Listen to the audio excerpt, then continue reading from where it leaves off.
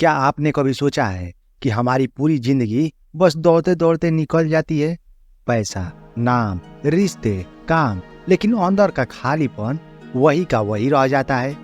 और अगर मैं कहूं कि उस खालीपन को भरने का रास्ता आपसे बहुत दूर नहीं है, वो रास्ता आपके भीतर है।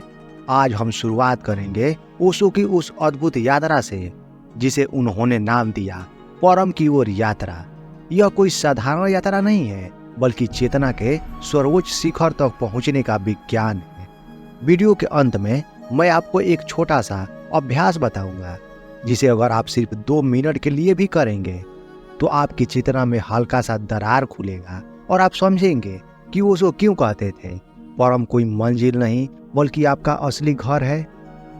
सोचिए, एक यात्री पर्वत पर चढ़ रहा है, नीचे की दुनिया उसे पुकार रही है, यहीं रहो, यही सुख है। लेकिन उसका दिल जानता है चोटी तक पहुंचे बिना वो कभी संतुष्ट नहीं होगा। यही हमारी जिंदगी है।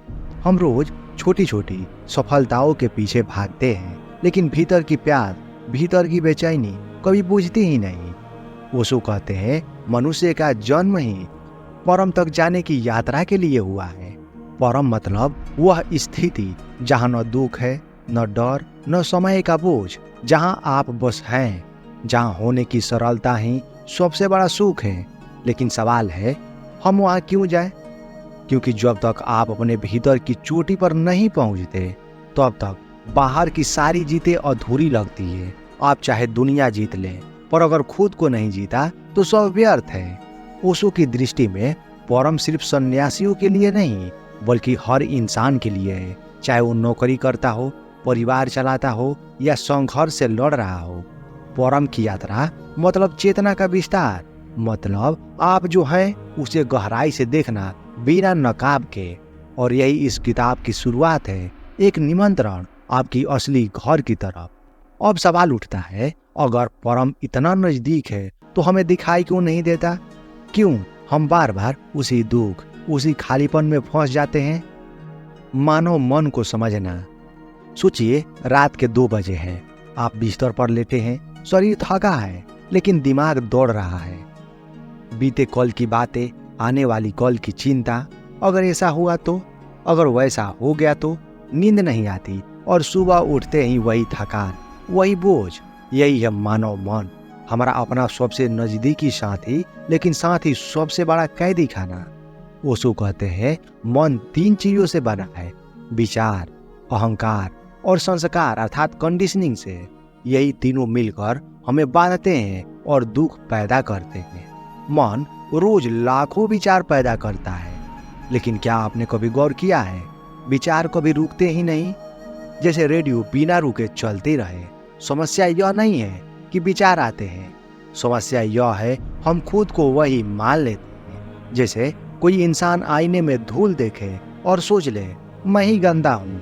हम भी अपने विचारों को अपनी असल पहचान समझ लेते हैं। फिर आता है अहंकार। अहंकार वह आवाज है जो कहती है मैं खास हूँ, मेरा अपमान हुआ है, मुझे साबित करना है। सोचिए, कितनी बार आपने किसी भी छोटी सी बात को दिल पर ले लिया। वो शब्द तो हवा में उड़ चुके थे, पर अहंकार ने उन्हें जंजीर बना दिया और आप पूरी रात जागते रहे उस इंसान को जवाब देने की प्लानिंग करते हुए। ओशो कहते हैं अहंकार असली मैं नहीं है, यह बस एक मुखौटा है जो समाज ने हमें दिया है। जैसे कोई बच्चा नकली ताज पहन ले और खुद को राजा समझने लगे। फिर आती है संस्कारों की परत। हमारी संस्कृति, धर्म, शिक्षा, परिवार, सबने हमें नियम दिए हैं। ऐसा मत सोचो, ये करो तो पाप, वो करो तो पुण्य। धीरे धीरे ये सारे आदेश अंतर गहराई में बैठ गए और मन स्वतः ही उन्हीं सीमाओं में सोचता है। ओशो कहते हैं आपका मन असल में आपका नहीं है, यह समाज द्वारा डाउनलोड किया गया प्रोग्राम है। और जब तक यह प्रोग्राम चलता रहेगा, आपकी चेतना स्वतंत्र नहीं हो सकती। तो सोचिए, क्या आप सचमुच स्वतंत्र हैं? क्या आप वही सोचते हैं जो आपके भीतर से आता है, या आप बस वही जी रहे हैं जो समाज ने आपके सिर पर लादा है? अब सवाल उठता है, अगर मन ही हमें बांधता है तो उसे मुक्त कैसे हो? क्या कोई विज्ञान, कोई तरीका है जिससे हम इस कैद से बाहर निकले? ओशो कहते हैं हाँ, और वही है आंतरिक रूपांतरण का विज्ञान। एक आदमी जंगल में बैठा था। चारों तरफ चिड़ियों की आवाज, पत्तों की सरसराहट, लेकिन उसके दिमाग में शोर ही शोर था। बीते कल की यादें, कल की चिंताएं, अधूरी ख्वाहिशें। वो कहता, मैं शांति चाहता हूँ, पर मन चुप ही नहीं होता। पर किसी ने उससे कहा, शांति पाने की कोशिश मत करो, बस चुपचाप देखो कि मन क्या कर रहा है। वह बैठा रहा।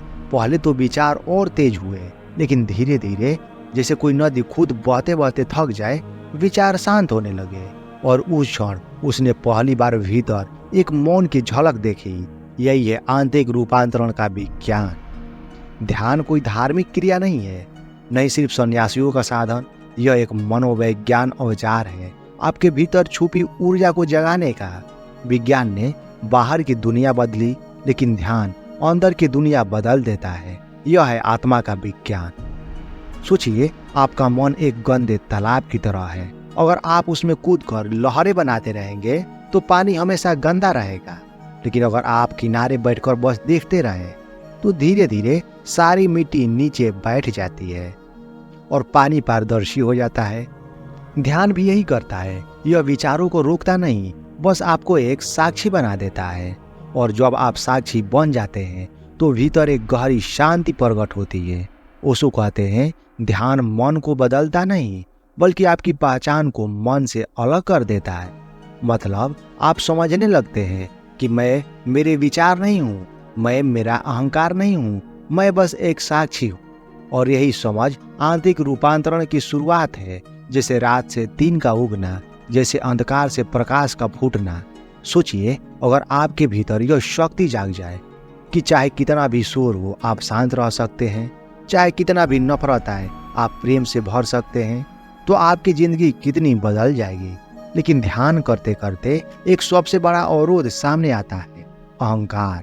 वो झूठा मैं जो हर पल कहता है मैं ही सब कुछ हूँ। अगर यह अहंकार खत्म नहीं हुआ तो ध्यान अधूरा रह जाएगा। अहम से परे। सोचिए, एक बच्चा छोटा सा ताज पहन ले और कहे मैं राजा हूँ। परिवार हंसता है, दोस्त मजाक उड़ाते हैं, लेकिन बच्चा पूरी गंभीरता से मानता है कि वो सचमुच राजा है। हमारी स्थिति भी यही है। हम भी एक नकली ताज पहनकर घूम रहे हैं। इस ताज का नाम है अहंकार। ओशो कहते हैं, अहंकार असली मैं नहीं है, यह एक नकली पहचान है जो समाज ने हमें दी है। नाम, जाति, धर्म, उपलब्धियां, असफलताएं, सब मिलकर हमने एक स्व गढ़ लिया है। लेकिन असल में यह स्व एक भ्रम है। अहंकार दो काम करता है। पहला, आपको दूसरों से अलग दिखाना, मैं खास हूँ, मैं श्रेष्ठ हूँ। दूसरा, आपको भीतर से खोखला करना, क्योंकि यह झूठ पर टिका है। जब तक अहम जीवित है आप हर बात को अपने ऊपर ले लेते हैं। किसी ने तारीफ की तो आप फूल जाते हैं, किसी ने आलोचना की तो आप टूट जाते हैं। आपका मूड, आपकी खुशी सब किसी और के शब्दों पर निर्भर हो जाता है। क्या यह आजादी है या कैद? एक राजा ने सपना देखा कि उसका पूरा साम्राज्य जल रहा है। वह भयभीत उठ बैठा, लेकिन तभी किसी ने कान में कहा, महाराज यह तो सपना था। राजा ने राहत की सांस ली। ओशो कहते हैं, हमारा अहंकार भी ऐसा ही है। यह सिर्फ एक सपना है, पर हम इसे हकीकत मानकर डरते हैं, लड़ते हैं और रोते रहते हैं। जब हमें समझ आता है कि यह झूठा है, उसी क्षण उसकी पकड़ ढीली पड़ने लगती है।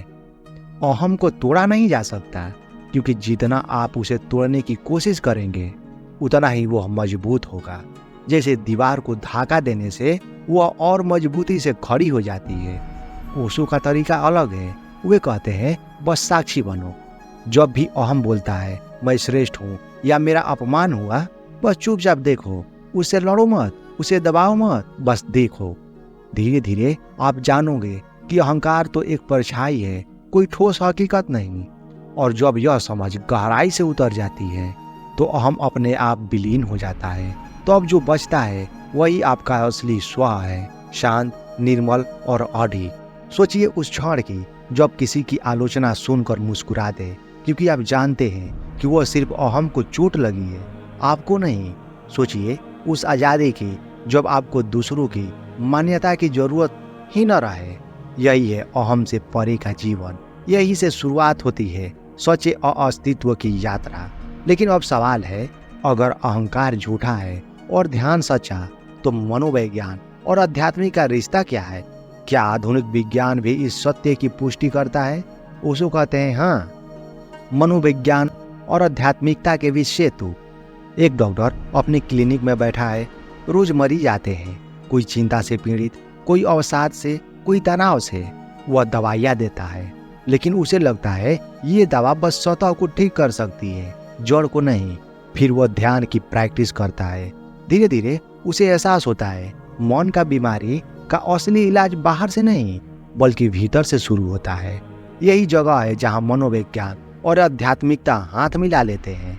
मनोविज्ञान कहता है मनुष्य के दुख का कारण है अवचेतन मन, दबे हुए विचार और अधूरी इच्छाएं। आध्यात्मिकता कहती है दुख का कारण है अज्ञान, यानी आप अपनी असली पहचान से अनजान हो।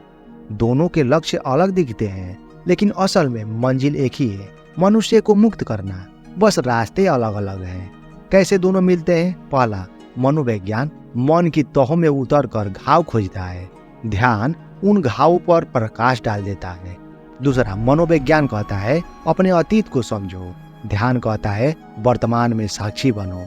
तीसरा, मनोविज्ञान व्यक्तिगत को संतुलित करता है, ध्यान व्यक्तिगत से परे ले जाता है और जहां असली अस्तित्व है। एक बार एक मनोवैज्ञानिक ध्यान शिविर में भाग लिया। पहले दिन उसने कहा मैं यहाँ रिसर्च के लिए आया हूँ, लेकिन तीसरे दिन वह रो पड़ा। उसने कहा मैंने अपने सारे जीवन लोगों को सलाह दी, पर पहली बार मैं अपने भीतर उतर पाया। तभी उसे समझ आया मनोविज्ञान और ध्यान दोनों का संगम ही संपूर्ण इलाज है। उसको कहते हैं मनोविज्ञान और आध्यात्मिकता दो किनारे नहीं है, ये एक ही नदी के दो पहलू है। मनोविज्ञान हमें तैयार करता, हमें हमारे घाव दिखाता है, और ध्यान हमें उन घावों से परे जाने की शक्ति देता है। इसलिए ध्यान को साइकोलॉजी प्लस कहा जाता है, एक ऐसा विज्ञान जो शरीर और मन से आगे जाकर आत्मा को छूता है। सोचिए, अगर हर अस्पताल में ध्यान की प्रैक्टिस हो, अगर हर स्कूल में बच्चों को मेडिटेशन सिखाया जाए, अगर हर रिश्ते में हम थोड़ा सा जागरूक हो जाएं, तो दुनिया कितनी बदल जाएगी। लेकिन अब सवाल उठता है, अगर ध्यान इतना शक्तिशाली है तो हम इसे अपने जीवन में कैसे उतारें? क्या कोई ठोस विधियां है जिनसे हम सीधे परम को छू सके? उसको कहते हैं हाँ, परम को छूने की ध्यान विधियां। कल्पना कीजिए, आप दिन भर की भाग दौड़ से थके हुए हैं, मन में शोर, शरीर भारी है, और अचानक कोई कहे बस 5 मिनट मेरे साथ बैठो। वह आपको एक साधना करवाए। 5 मिनट बाद आप महसूस करें शरीर हल्का हो गया है, मन शांत हो गया है, भीतर कुछ खुल गया है। यही है ध्यान की शक्ति। उसको कहते हैं हर इंसान अलग है, इसलिए हर किसी के लिए ध्यान की राह भी अलग होगी। किसी को मौन से लाभ होगा, किसी को नृत्य से, किसी को श्वास से। इसलिए उन्होंने सैकड़ों ध्यान तकनीकें दी। आइए कुछ प्रमुख विधियों पर चलते हैं। पहला, डायनेमिक मेडिटेशन। सुबह सुबह 5 चरणों में। पहला चरण अनियमित गहरी सांस है। दूसरा, शरीर को झकझोरना, जैसे सारी जमी हुई ऊर्जा बाहर निकल रही हो। तीसरा, चीखना, रोना, हंसना, कूदना, जो दबा है उसे बाहर निकालना। चौथा, अचानक रुक जाना और मौन का अनुभव करना। पांचवा, नृत्य करना, जीवन का उत्सव मनाना। उसको कहते हैं यह विधि आपको भीतर की जमी हुई गंदगी से मुक्त करती है, ताकि आप मौन को छू सको। दूसरा, कुंडलिनी मेडिटेशन। यह शाम की ध्यान विधि है। 4 चरण, शरीर को हिलाना, नृत्य करना, मौन बैठना और लेटकर शांत अनुभव करना, जैसे भीतर की सारी ऊर्जा हिलकर ऊपर उठती है और अंत में गहरी शांति में बदल जाती है। यह विधि आपको तनाव से खाली करती है और परम के द्वार पर ले जाती है। तीसरा, नाद ब्रह्मा मेडिटेशन। इसमें इंसान सिर्फ हमिंग करता है, हम, आंख बंद, शरीर स्थिर। धीरे धीरे यह ध्वनि आपके भीतर गूंजने लगती है और आप महसूस करते कि आप ध्वनि नहीं कर रहे हैं, ध्वनि आपसे हो रही है। उसको कहते हैं यह विधि आपको तरंगों की तरह परम में घुला देती है। चौथा, विपश्यना। बुद्ध द्वारा दी गई यह प्राचीन विधि। बस श्वास को देखना, सांस भीतर जा रही है देखो, सांस बाहर आ रही है देखो, कुछ मत करो, बस साक्षी बनो। यह विधि आपको इतनी गहरी शांति देती है कि धीरे धीरे मन का शोर अपने आप खत्म हो जाता है। ओशो कहते हैं ध्यान का मतलब यह नहीं है आप पहाड़ों पर भाग जाए। ध्यान का मतलब है जहां भी हो वहीं मौन का स्पर्श पाना।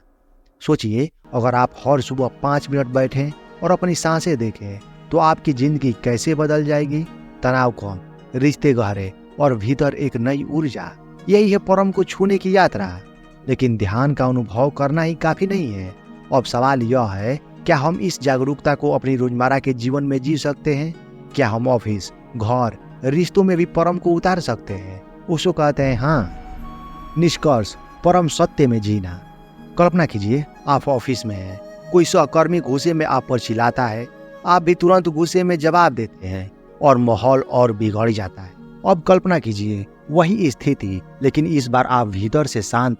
आप देखते हैं गुस्सा उठ रहा है, लेकिन आप उसे पकड़ते नहीं, बस साक्षी बनते हैं। आपका जवाब बदल जाता है, तनाव की जगह शांति बहती है। यही है जीवन में ध्यान को उतारना।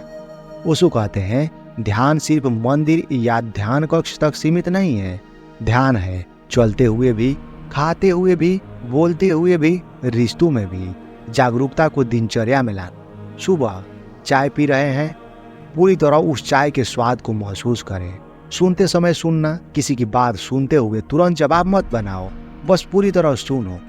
प्यार को ध्यान बनाना, अपने प्रियजनों से बिना अपेक्षा, बिना शर्तों के जुड़ो। काम को ध्यान बनाना, ऑफिस में सिर्फ परिणाम पर मत भागो, काम करते हुए पूरे मन से उस क्षण को जियो। उसको कहते हैं ध्यान एक दीपक है। अगर वह सिर्फ ध्यान कक्ष में जले और बाहर अंधेरा रहे तो उसका क्या लाभ? ध्यान का दीपक हर जगह रोशन होना चाहिए, तभी जीवन परम सत्य में बदलता है।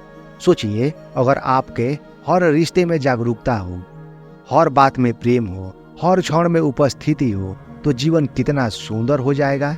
यही है परम को जीना। याद है हमने शुरुआत में पूछा था परम तक पहुंचना क्यों जरूरी है? अब जवाब साफ है, क्योंकि परम कोई दूर की मंजिल नहीं, परम तो जीवन के हर छोटे पल में छिपा है। मुद्दा यह है, क्या हम उसे देख पा रहे हैं? ध्यान हमें वह दृष्टि देता है। तो दोस्तों, अगर आप सचमुच परम को छूना चाहते हैं तो ध्यान को जीवन का हिस्सा बनाइए। सुबह उठते ही, रात को सोने से पहले, या जब भी मन अशांत हो, बस कुछ पल रुक जाइए, सांस को देखिए, भीतर उतर जाइए। धीरे धीरे आप पाएंगे आपका जीवन सिर्फ जीना नहीं रह जाएगा, बल्कि एक उत्सव बन जाएगा। यही है ओशो का संदेश, परम सत्य को जीना।